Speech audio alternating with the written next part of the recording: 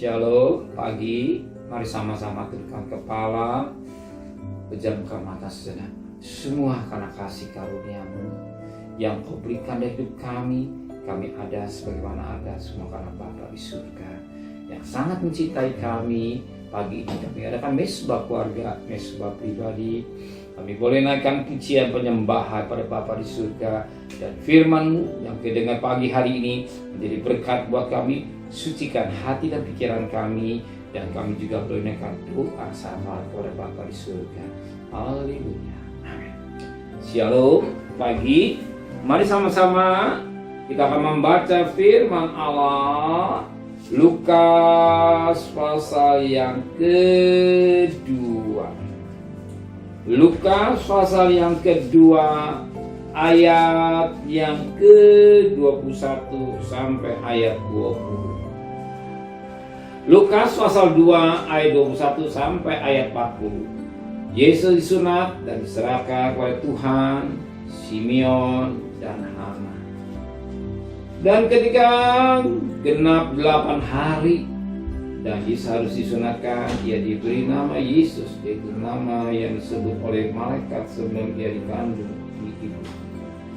Dan ketika genap waktu matahira menurut hukum Taurat Musa, mereka membawa dia ke Yerusalem untuk menyerahkannya kepada Tuhan.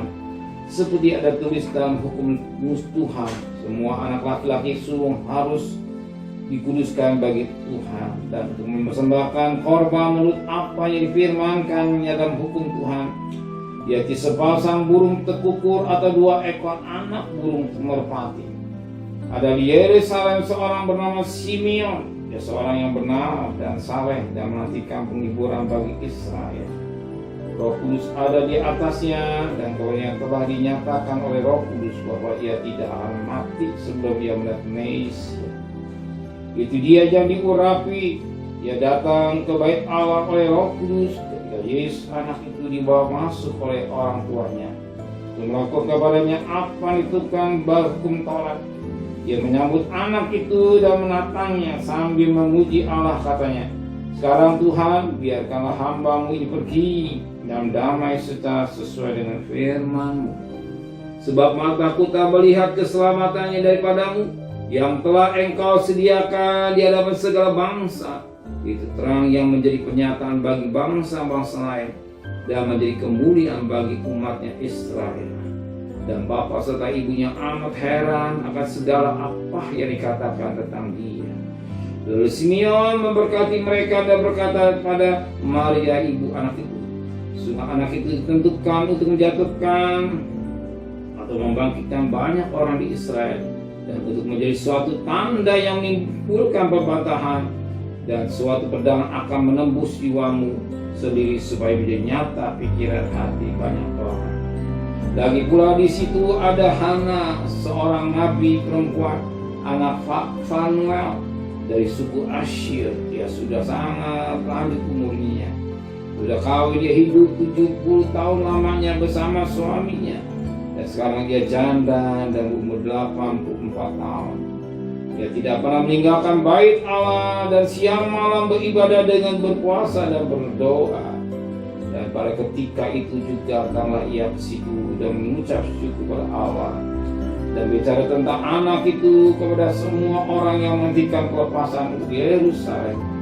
Dan setelah selesai semua yang dilakukan menurut hukum Tuhan, kembali mereka ke kota kediamannya, yaitu kota Nazaret di Galilea. Anak itu bertambah besar dari kuat, penuh hikmat dan kasih karunia Allah ada pada. Tuhan satu firman Tuhan yang sangat baik. Apa ada firman Tuhan pagi? Kita lihat satu pujian yang indah. Dikatakan pada firman Tuhan bahwa Tuhan serahkan ada suatu jadi korban sesuai dengan hukum Tuhan, sebagaimana dikatakan pada ayat yang ke-24. Dan untuk mempersembahkan korban untuk apa yang difirmankan, burung tekukur ada 2 ekor anak burung merpati. Ketika Yesus serahkan dan dikatakan firman Tuhan, orang tua yang